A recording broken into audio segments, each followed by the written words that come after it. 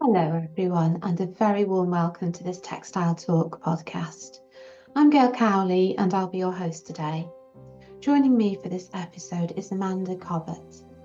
Just to give you a little bit of background on her before we start with our chat, Amanda is an award-winning textile artist with over 25 years' experience. Inspired by nature in all its forms, Amanda's three-dimensional papier-mâché and free machine embroidered sculptures are created from her studio in the Surrey Hills in the UK. She scours the understory of the florist's floor, seeking its hidden treasures, and over time she has honed an inherent ability to locate intriguing flora in the most unexpected of places. Amanda's three-dimensional embroidered sculptures appear to float in their perspex cases and have the feeling of being just collected from the forest for display, very much a modern version of a Victorian plant hunter's specimen case. She says, "I like to think that my pieces could trick the eye into thinking that what you're seeing might be real. I'm also passionate about highlighting and preserving specimens from the forest that could, without care, become red-listed. If we are not aware that they exist, how will we know when they have disappeared? By recreating an embroidered sculpture of a natural object and displaying it in a case in a gallery, it brings our natural world into another dimension. We might then look for that specimen in nature and care about its existence." Amanda grid references her original finds and offers that information with the embroidered artwork, further giving it an authenticity.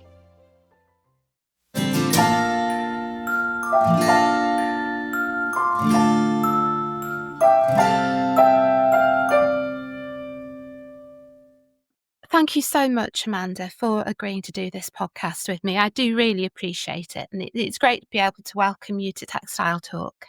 It's great to be here, Gail. So I wonder if the first thing that we could kick things off with is if you could tell us a little bit more about yourself, your history, your background, and how you actually came to textile art. Okay, well, so I've been in textiles for over 30 years. Well, all my life, actually. I was a child of the 70s, so my mum was very much a homemaker and encouraged me. And both of my grandmothers were seamstresses, so there was always a sewing machine in our house, and there was always someone sewing on the machine. And when as soon as I was old enough and was allowed to have a go at sewing, probably about the age of 5, and my granny had a hand cranked sewing machine. So I used to make dolls' clothes with her.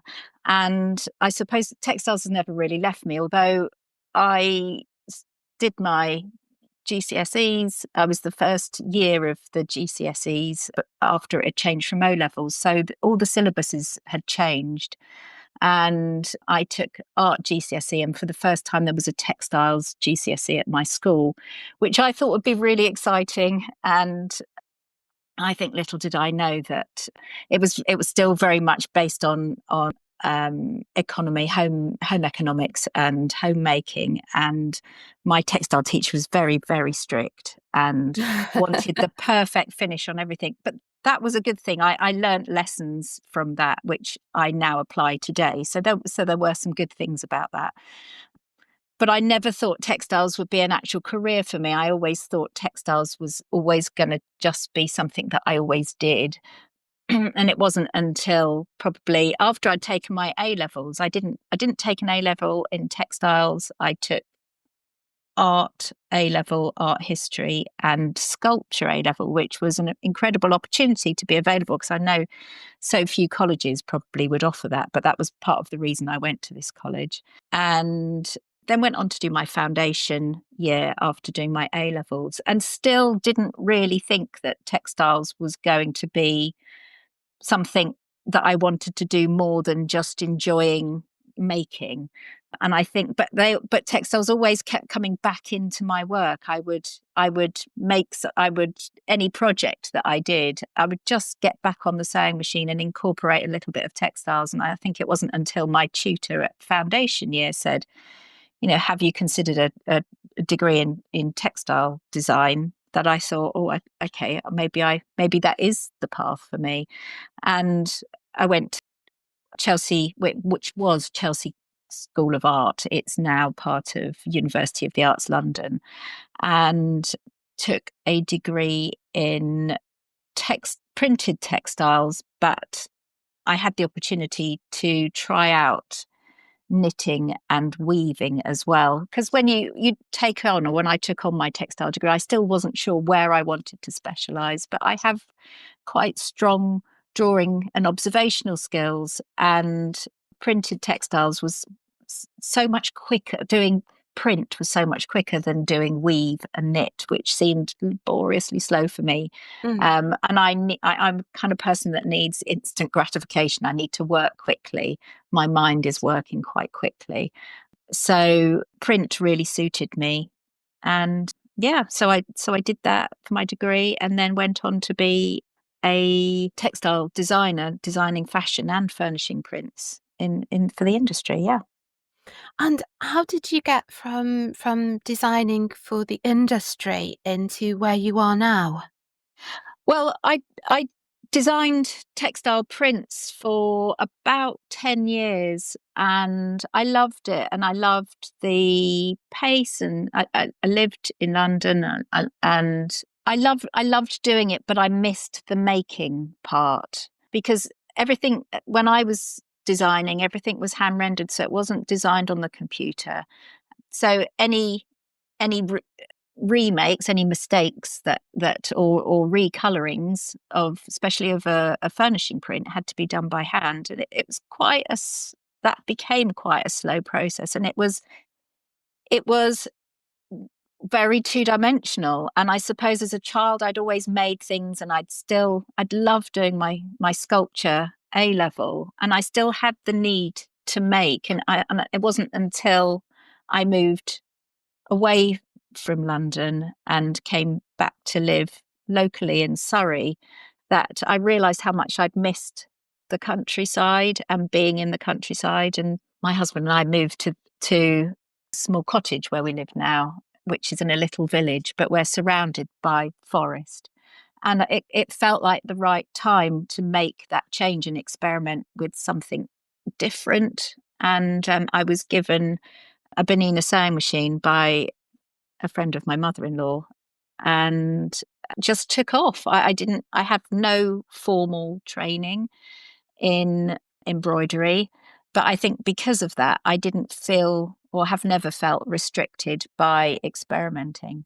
My husband and I moved into a cottage in the countryside, and we're surrounded by forest here, and it just felt like the right time for change and to get back to making, rather than doing everything as that was two-dimensionally rendered, to make something three-dimensional. And it was just a new adventure, trying something different. And I was given a sewing machine by a friend of my mother-in-law, and it's a Bonina sewing machine, and she suggested that I tried embroidery, and having never done any proper real embroidery before, only my knowledge of embroidery was just so limited, and I have no formal training at all in embroidery, so I just started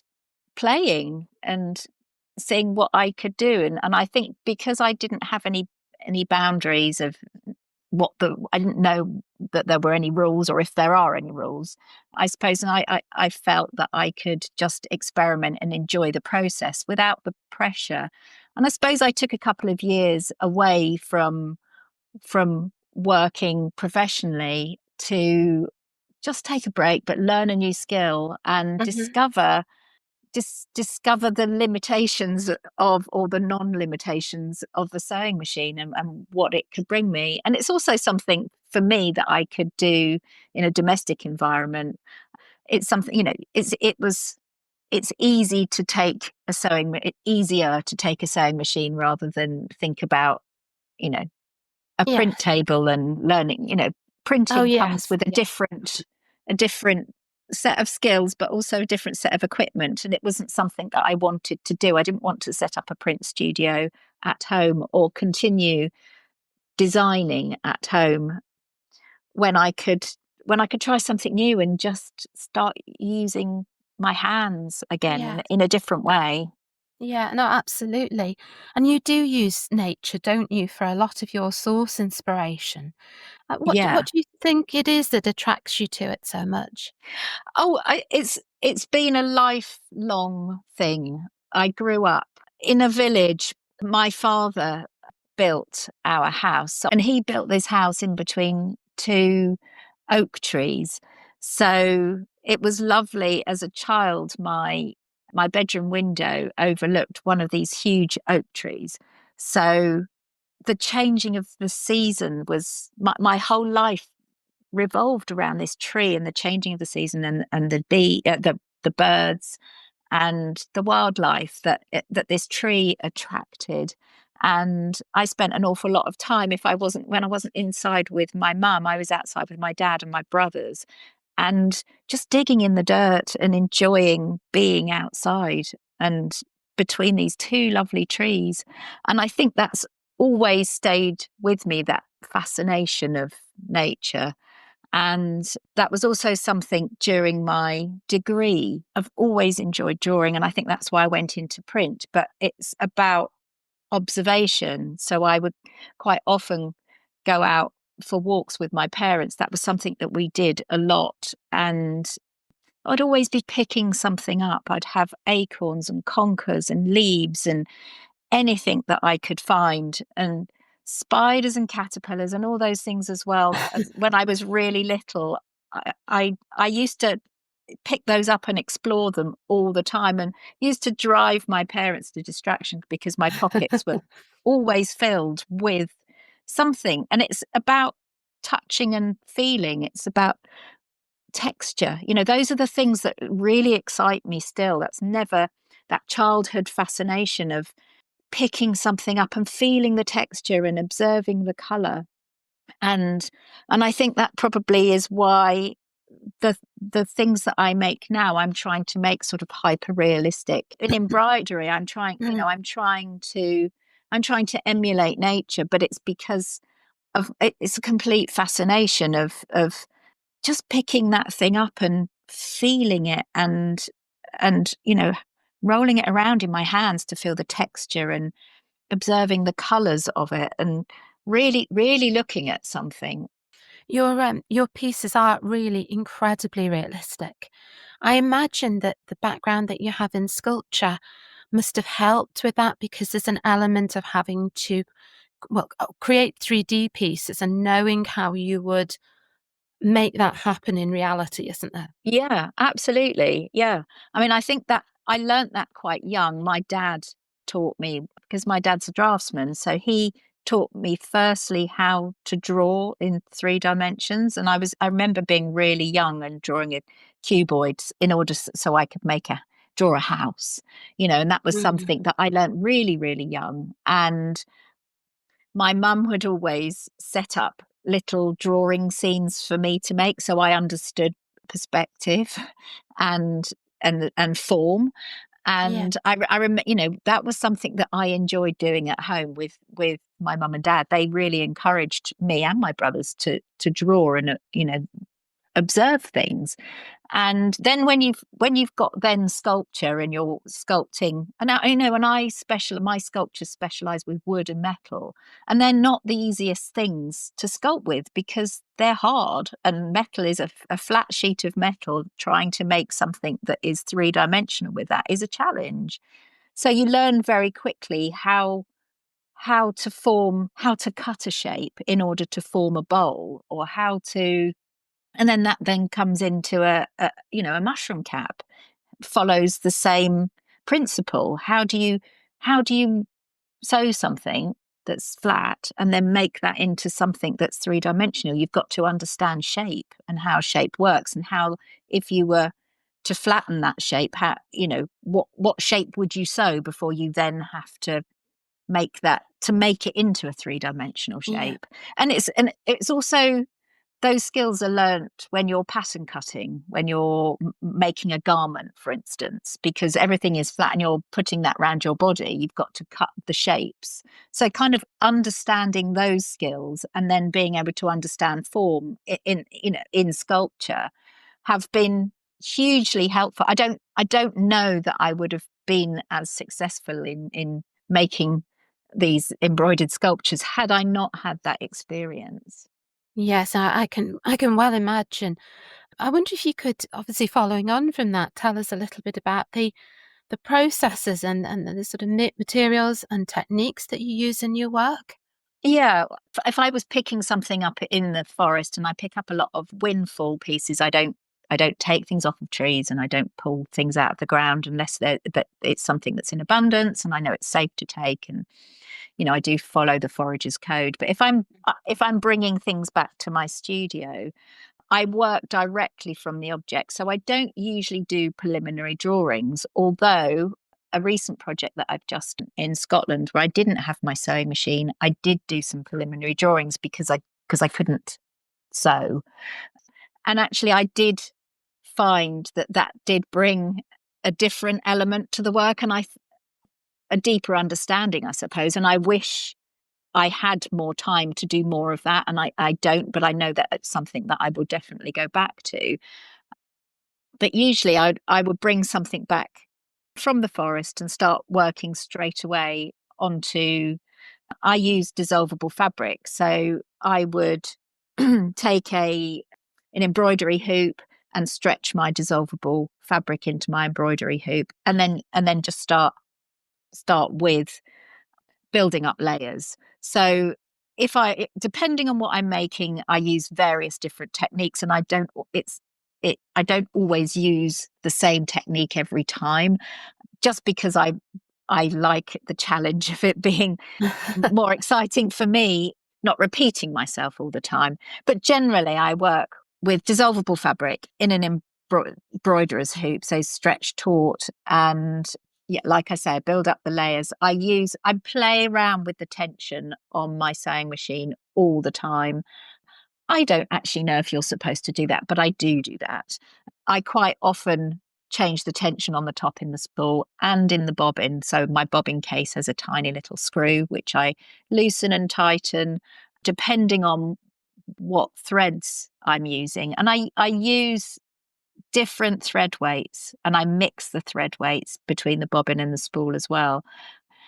At the beginning, when I first started experimenting, there was a lot of clogging up. The bobbin thread used to get all gummed up in the bottom of the, in the machine. So, and I think when you first start, those things happen a lot.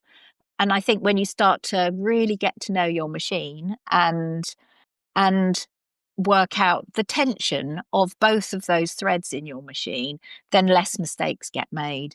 But as you know, when you're embroidering, especially if you're embroidering onto something that's going to be washed away, you need to know that you've got lots of layers. Otherwise, when you wash it away, you're just going to end up with just a tangle of thread.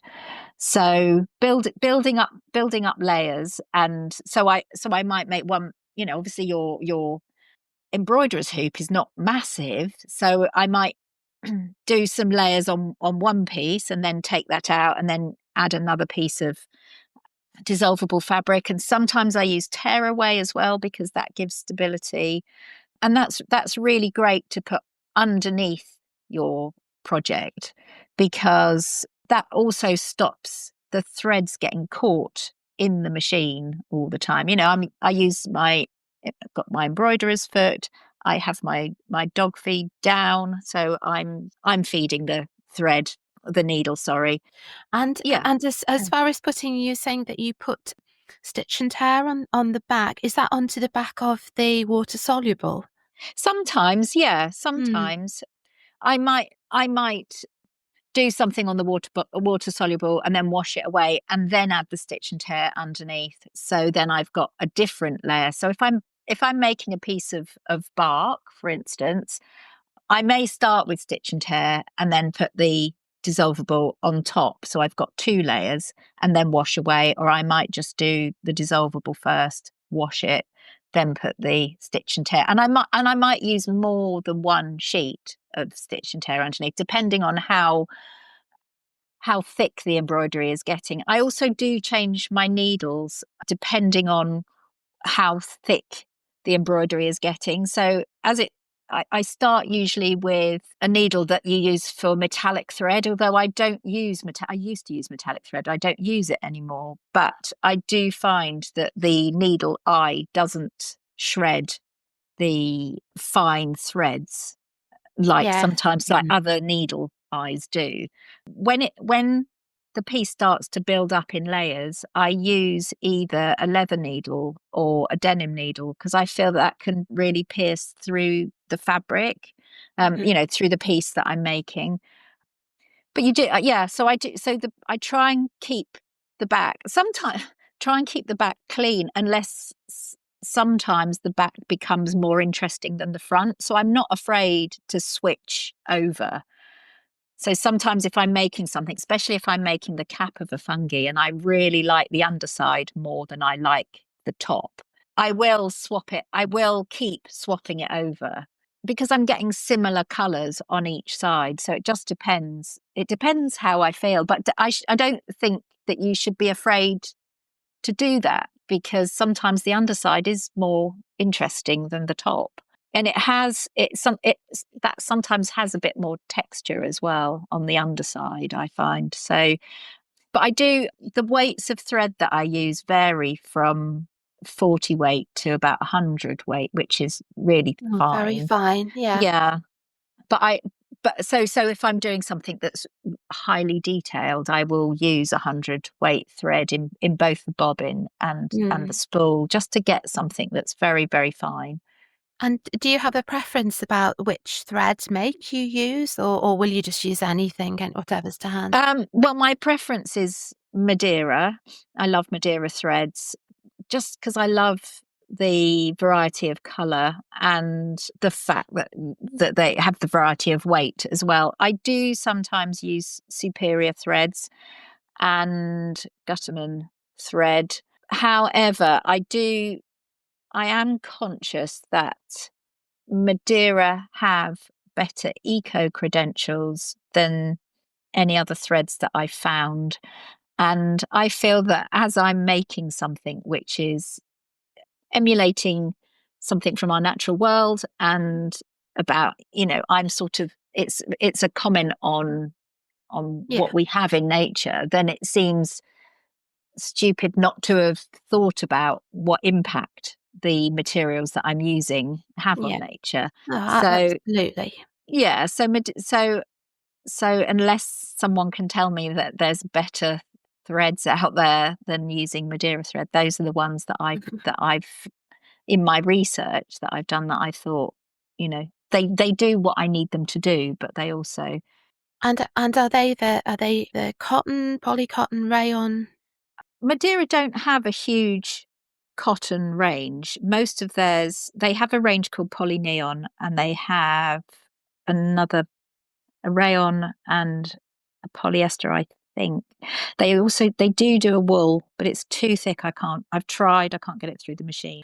So do you actually still use a Bonina? I presume it's not the same Bonina, is it, after all this time? Or well, yes, I have actually got two Boninas now, so it is the same Bonina. Although I have to confess, I did blow up the motor of the first Bonina. It's about 40 years old, but it is a really old, heavy machine, but it really works still really well. So I did get it repaired, but in the panic of blowing up the motor, I did go and buy another basic Bonina model, which is the student one. It's the 1008. That is the Bonina student model. The other one is the 1015, which I don't need it to do anything more than, all of my dials are on 0, and I have the feed down. So really all I'm doing is just using the needle, and I'm using the needle as a drawing tool. So I don't need it to do anything fancy at all. Just long hours, really. It is long hours and a lot of stitches, but those hours go really quickly when Yeah. you're working at speed. How do you go about protecting yourself from repetitive strain injury? Because obviously when you're spending a long time in one position, holding an embroidery hoop, there is some strain, the strain on your hands, strain on your back. Have you had problems with that, and how do you sort of tackle protecting yourself against it? Uh, yeah, I guess we could all fall foul of that, I think, if we don't look after ourselves. But I do intersperse my day with either taking the dogs out for a walk or going for a swim and just taking regular breaks. That is hard sometimes when something is very intense and you just want to get it done and you're getting carried away with it. I always have my water bottle on my table, so I'm making myself take regular drink breaks and just stretching out from now and again to stop. I think when you are relaxed and you feel so relaxed about making something, your body's relaxed. I think it's not so bad, and I think when you're still learning and you're thinking that you might make a mistake, I think that's the time that you tense up Mhm. and everything feels more stressful. I have to say I don't ever feel that stress on the machine because it's second nature to me now. But I'm not sat there for 8 hours without a break. I do get up and down. Although I do sometimes feel that as soon as if my concentration is broken, then it takes me a while to get back to where I was. So I am the kind of person that needs to have a couple of intense hours just sat there. That's not for everybody, but it is just the way that I do work. Yeah, and you're in sort of the position of being able to compare the old and the new Bonina. Do Oh you yeah. do you have a preference? Wow, I have to say I prefer the old one. Yeah. Only because it's heavier. But the new Bonina does an amazing job, and I guess there's less of the worry that it might fail on me. Although, you know, the old Bonina's got a new motor now, so I guess it's as good as the Mhm. new one. They don't do anything different from each other. Well, in fact, the old one might have some different stitches on the top that you could maybe do embroidery stitches, but I'm not using it for that. That's it. It just Yeah. needs to be the most simple machine. I think anybody that was starting out on machine embroidery, just get a very good simple machine that you can, that can be, it's your workhorse. It's just going to keep going. Yeah, because I think from memory, the 1015s are the old, I'm going to call them yellow m Boninas. It's it's It's a not yellow. It's not sort of yellow. cream, isn't Yes, it? it's cream. Yeah, it is. Mm, It is an old cream mm, machine. Yeah. Yeah, I mean it's a great machine, but there's no difference between them really. There is no difference. I use them both, and depending on how I feel that day. I might have one on the table for about 6 months and think, "Oh, give that a break now and take it." And I do have them regularly serviced, and I think that is actually really important. That if you do have your own machine, they probably should be serviced once a year, just to give it a bit of an overhaul. yeah, It depends how. I think I was rougher on it in the beginning, and I think I'm probably. I think the more you do and the more you refine your skill. And I still feel like I'm doing that. I'm still refining the skill of machine embroidery. I don't think you ever stop learning that. But I think I'm not as rough on the machine as I used to be in the early days. And I mhm, really used to hammer it. I used to just to see how far I could push it. And now that I know how far I can push it and what I can and can't do, I'm probably a bit kinder to it. and, they do tend to, particularly with a lot of intense machine embroidery, they tend to collect quite a lot of fluff, don't they, inside? Yes. So need quite regular cleaning out. Mm, Yeah, so I do that, and I oil it. So I do defluff it and oil it regularly, because you do need to do that, because if they just get gummed up, and that actually is not doing it any favors at all. So I'm very adept in taking the top of my machine apart and giving it a good old clean out and putting it back together again. And it's probably something that you should learn to do, and not learn to do it properly, but also not be afraid of doing that. Because it is your tool, it's your main tool. You need to know how it works and how to look after it, and also, but not be afraid of it. Yes. Yes, because I think sometimes this is imbuing the machine with a quality I'm sure it doesn't have, but it's almost as though the machine knows if you're scared of it. Yeah, it's true. Yeah, because I do feel like that, because the minute you relax and you think, yeah, this is fine, I've got this, I know what I'm doing, the machine just runs like beautifully. I do these days, I do rarely get there. It's rare, and in fact, maybe it's usually if I'm a bit tense about things, or I'm not, I don't usually have a bad day, but if there's something that's irritated me, then I usually find that the machine is just going, step away, don't do this today. Do you find yourself ever working up against a deadline? Because I imagine that would cause issues. I mean, if you feel that you're having to pressure yourself to spend longer than perhaps you would necessarily want to, that obviously would create problems. Yeah, no, I think I'm quite good at organizing my time. I've been freelance for over 30 years, so I know now how to organize my time. There have been almost every project I think, oh, have I blown it this time? Am I going to let myself down by not finishing? But I never ever have. I need pressure to be able to work. If I'm given 6 weeks, then the first couple of weeks are quite relaxed for me, and then the pressure ramps up when I know I've got less and less time, which is just the way I work.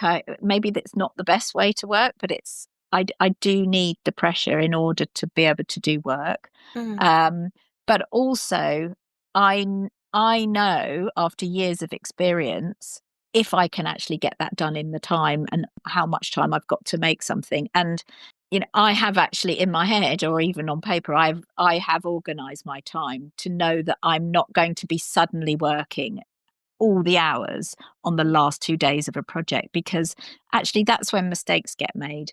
And for my part, for the projects that I do, it's not just about the sewing, it's also about the research. So I have to factor that into my time frame, the fact that Yeah. I need to go out and do that research, and I also need to pass on that research with the piece of work that I've made. So when I make things for exhibitions, the piece of work comes with an explanation of what it is, where I found it, what it was like, where it was in the country, what the conditions were like, because it's part science as well as art, and that for me is important to relay that information, and that's the thing that I find more challenging, rather than the creative side is the easy bit. That's the fun, that's the great bit. But the challenging bit is the science behind it. And I suppose I know that I need to allow myself that time to be able to do everything, to complete a project successfully. And of course, when you're using things like water soluble fabric, you'll need drying time in between. It's not quite as simple as just going hell for leather on the machine, is it? You have No. to have periods in between that you just can't rush. If it has to dry, it has to dry. Yeah. Yeah. So I have to factor in everything. And also when the piece is made, I still have to mount that piece into its case. So I have to know that I've got the case of the right size to fit the piece of work, and allow myself a day to drill and polish the case, and get the piece of work in the case in order to present it, because actually the presentation is paramount to the piece of work. And I think, going back to when I was a student doing my GCSE textiles, that was the thing that my textile teacher taught me, was presentation is everything. You could make something beautiful, but if you don't present it well, and it won't have the same impact, and you'll be overlooked compared to other people that are making something. So and that is something you have to consider when you're making a piece of work. How will I present this with this embroidery, this piece of work? Yes. Yeah. Oh, absolutely. And your presentation is really beautiful. Are they acrylic cases that you Yeah, use they for them? are. Yeah, Mm. yeah. I have those bespoke made for me. So I send in all my measurements to the company that make them all for me and give them all the details about how I'm going to be mounting the piece, which they make the cases and then I do all the drilling and mounting myself. But yeah, they're a small company. Well, I say they're a small company. They also make acrylic cases for places like the Tate Gallery and Selfridges and places like that. So Mm. they work everywhere, but they also are very lovely and supply me with my cases as well. Yeah. And I mean, I know that all acrylic is costly, and to have one made to measure will obviously add substantially to the price of a piece, won't it? Yeah, it does. And that's something that I factor in when I'm pricing my work. I have to be realistic about the time a piece takes me to make and my material cost. The threads are they're good threads. Then they're not hugely expensive because of the amount that I haven't worked out how many meters I use in one piece, but I price my work according to the time it's taken me to make and the complexity of it. So the materials aren't hugely expensive. It's not like making jewelry and I'm Yeah, using you've got gold. that basic metal cost. Yes, yeah. Yeah. But actually the making of the case is a large part of the cost of the work.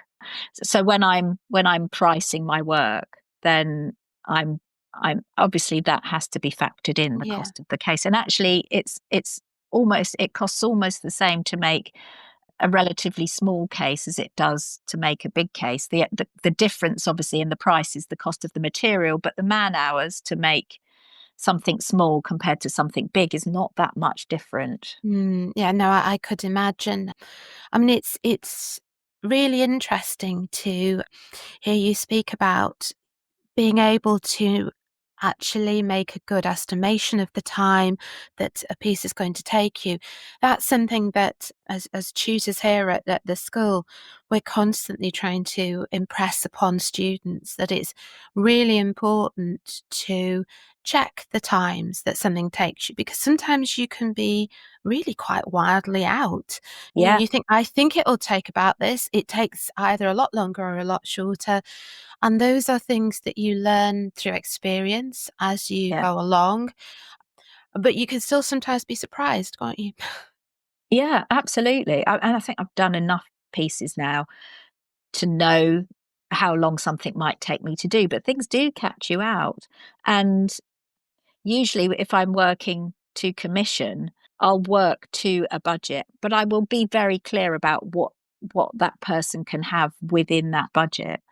Because I think also as a customers, they don't always understand how long things take to make. And sometimes when I tell people, they are surprised. They go, "Oh, that's quicker than I thought." And Right. but I'm saying to them, if you compare my day to someone, say, I don't know, a solicitor's day and what they charge per hour, and I don't need to be working. I'm not going to be working on minimum wage to do a skilled job.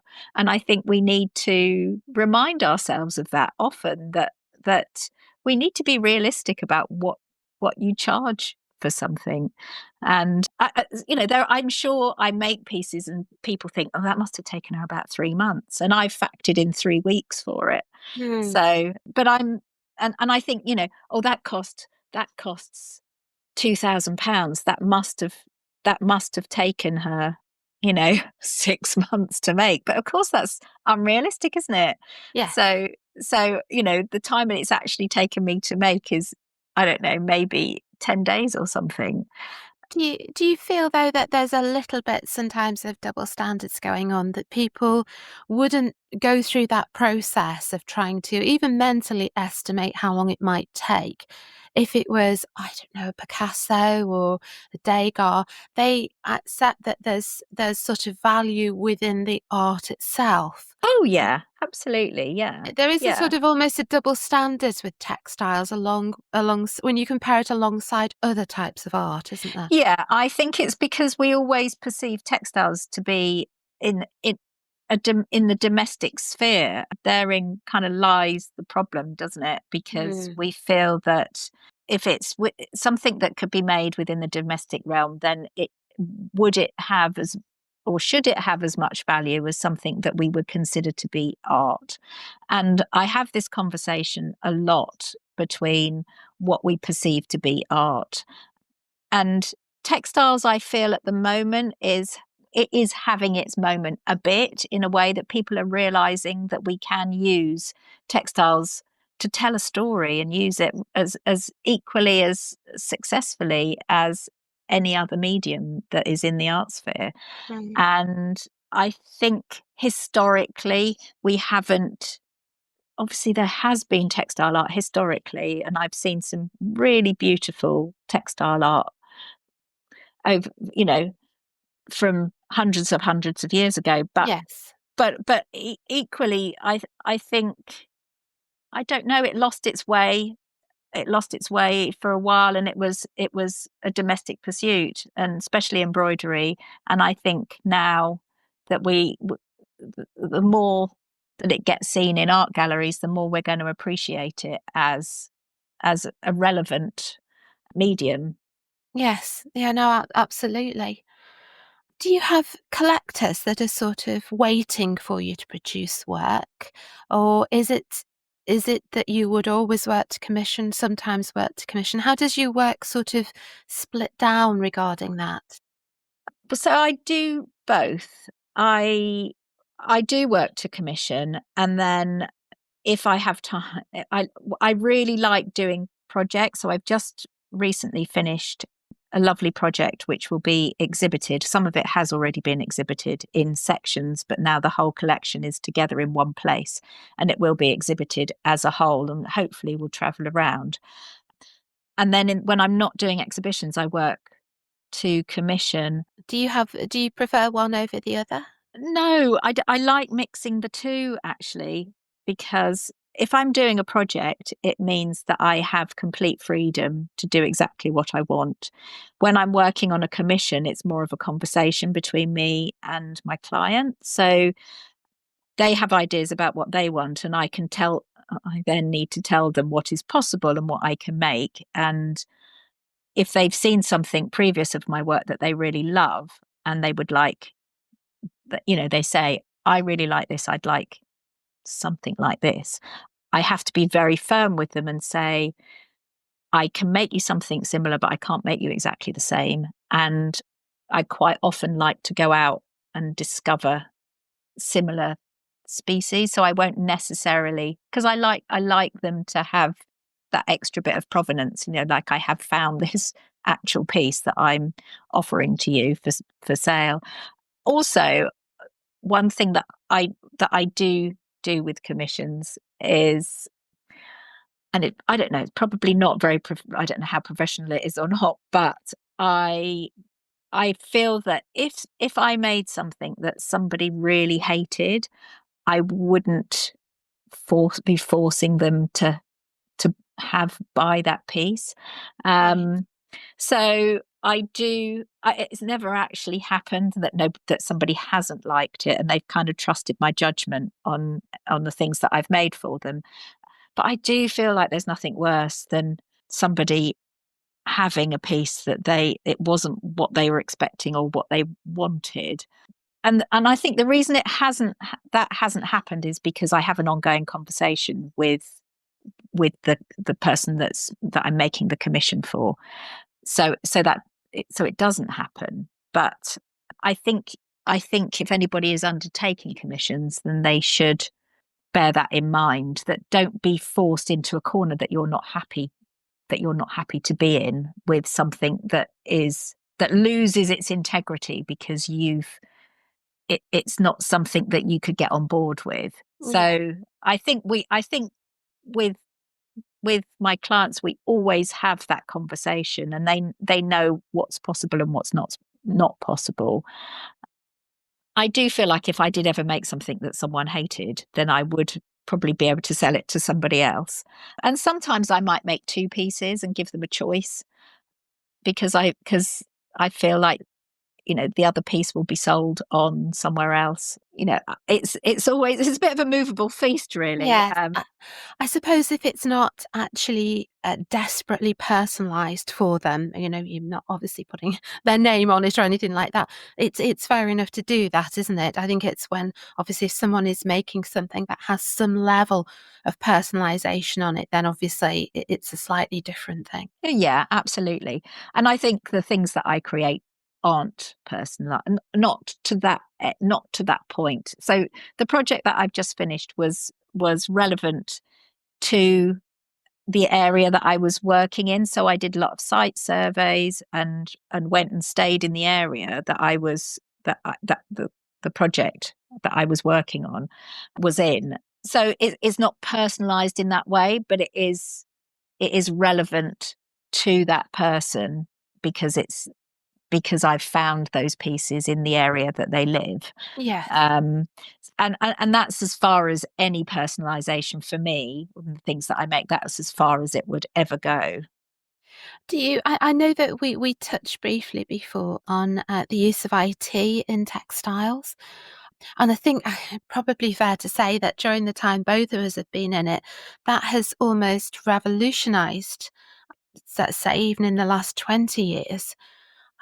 How do you feel going forward that it's going to impact textiles in the future? I think we have to be a little bit careful about that, to be honest. Yeah, it has made a lot of jobs much easier. I could take a piece of lichen, for instance, I could flatten it out, I could scan it into a computer, I could then get a machine to make that little piece of lichen for me and probably replicate it 100 times or more, infinitely. Mm. Um, the thing about that is that it loses its naturalness. It becomes something that's functional and not felt. So, and by that I mean, if you're hand making something, then your absolute love and your passion for that has gone into that, and it's difficult. Machinery can't replicate that in the same way that a person can, because something that is machine made in that way is not altering the tension halfway through, is not changing the thread halfway through, is not thinking, oh, I'll just do something, well, that's a bit, I can change that slightly. There's more than lichen is not just one shape. The little frond of lichen, it's hundreds of different shapes. And I think when you're working to replicate something that's, especially something from nature, then it's not necessarily an advantage to have that kind of technology. But that said, if you are doing something that doesn't require those kind of skills, then brilliant. I'm Mhm. sure the advancements in technology could be really useful. But I think if you're making art, particularly, I think there is a point where you have to step back from that and say, is this piece talking to me in the same way that because someone's love and their own skill, the things that are in their head have been replicated and come out and produce this piece of work.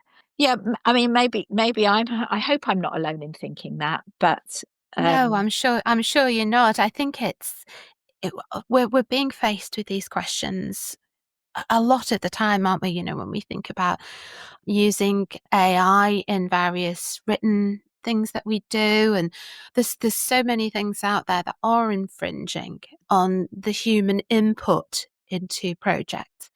And some things are great, you know, some things are obviously helpful. If they're aiding, I think, an artist, then that's helpful. But if they're taking over, that's a slightly different question.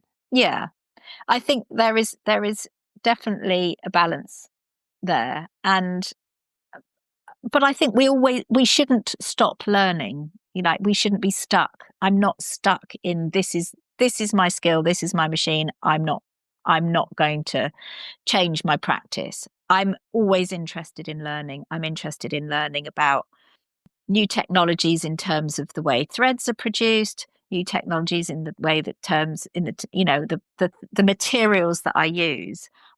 Those are all the things that interest me, and I always want to learn. And I explored the idea of using a computer program to help me make some of the elements of my work, but I chose not to follow that path at the moment because I feel that it didn't suit what it was that I wanted to do. Yeah. Mm-hmm.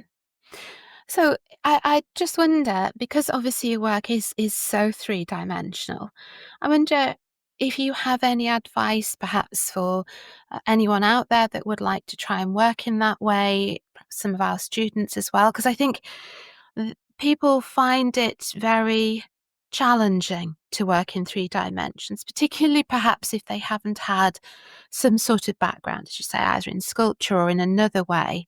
It's quite a thought to lift a design from a flat piece on a piece of paper, from the two dimensions into three. I just wondered if you had any advice for somebody that would like to begin to do that within their own practice.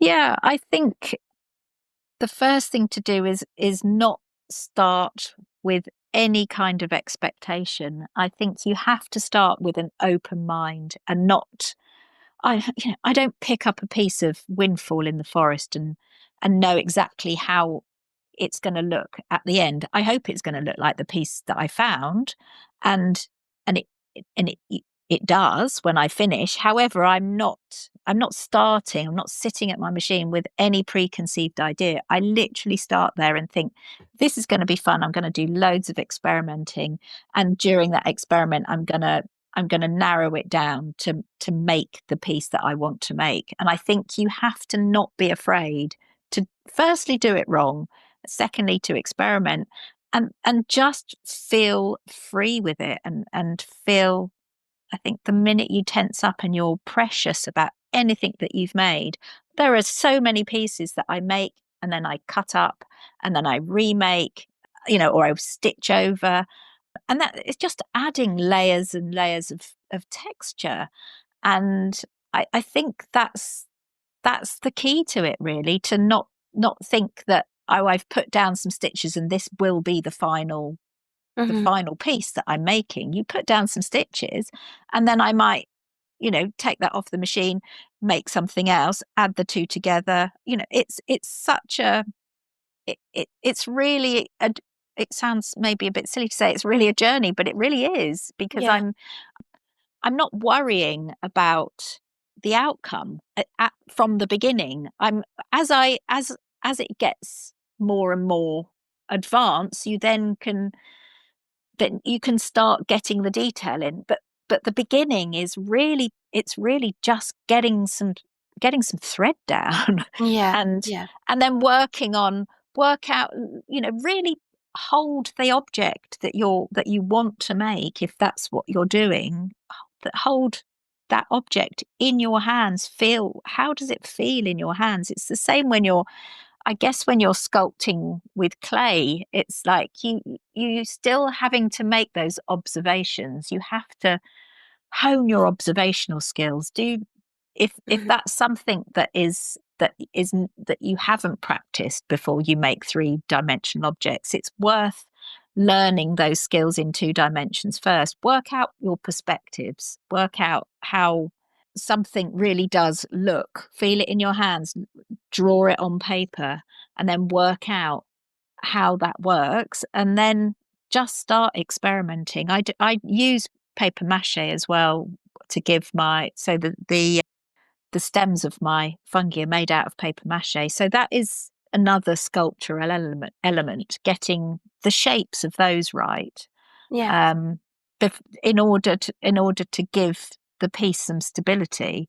It's a bit different with the lichens and the mosses and the barks and things. I use slightly different techniques, but it really is just about using your hands. And Yes, absolutely. I have just done, I always do a little Zoom welcome for all our new students when we have a new cohort, which we've just had.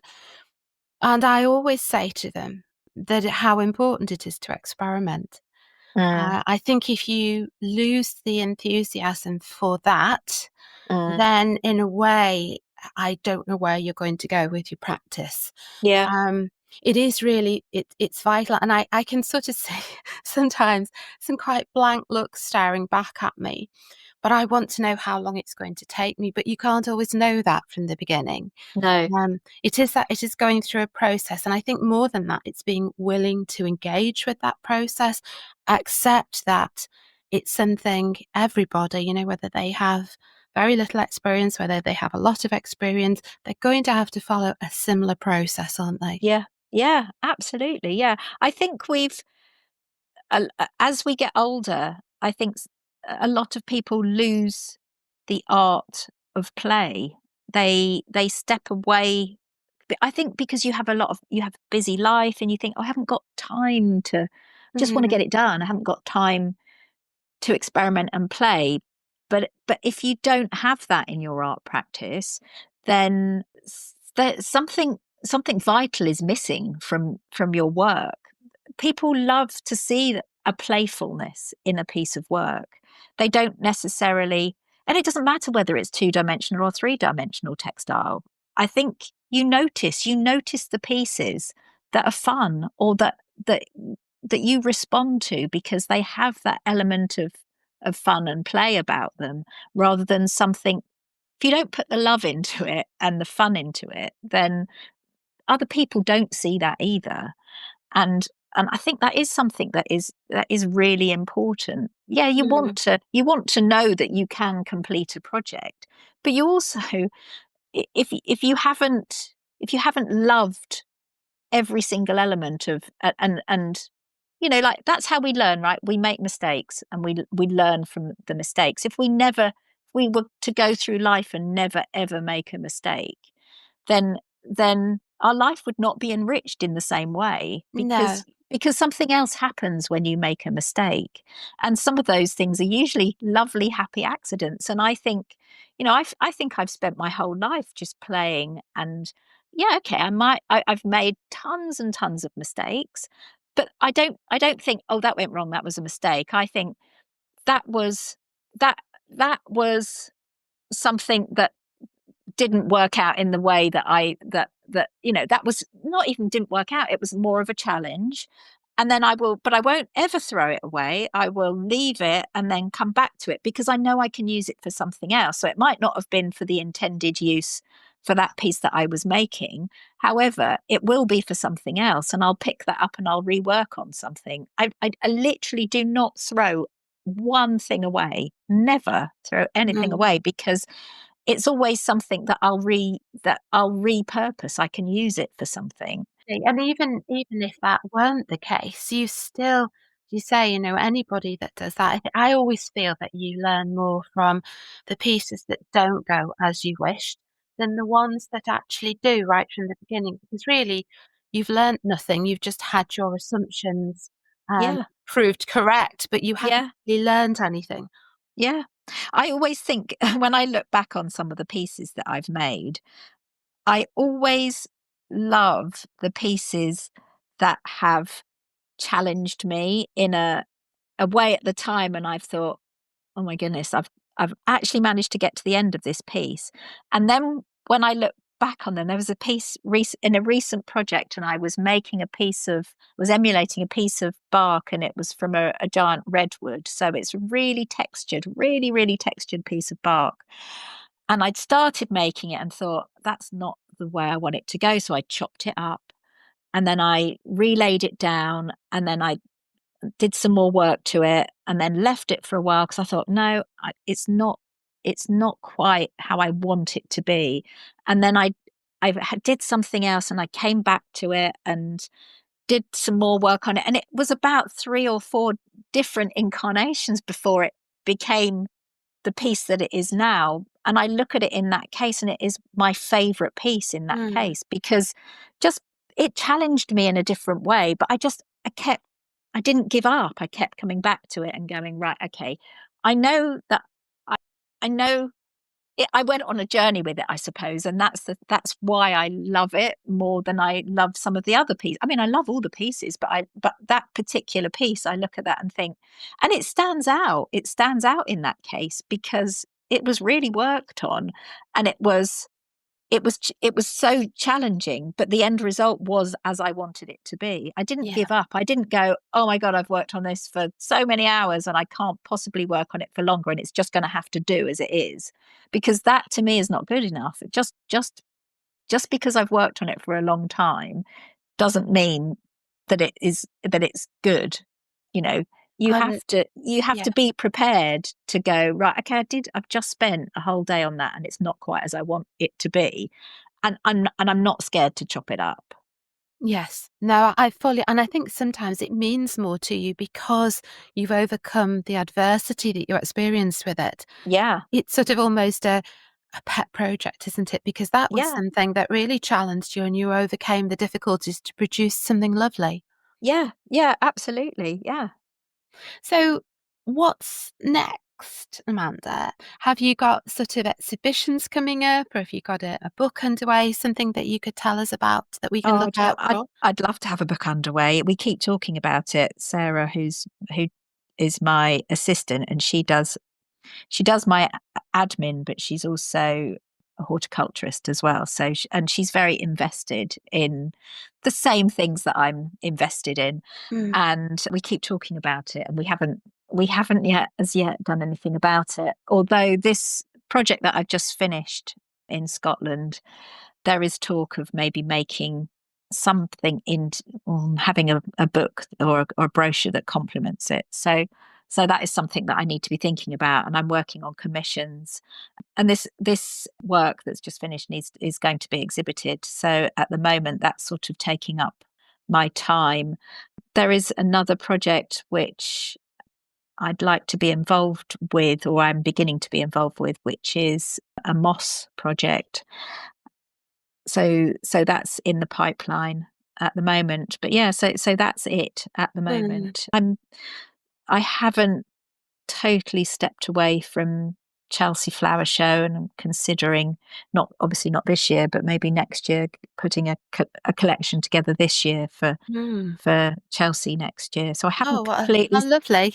yeah, I haven't completely stepped away from that idea, having done Chelsea Flower Show before, and it obviously being very successful. So A we'll lot of see. work, I would think. A lot of It is work a lot of work, beforehand. and it is a chunk of your time that you know that you have to give up for that year. But it's all worth it. It's just deciding whether now is the time to go back and do that, or whether other projects will keep me away from doing that. So Mm.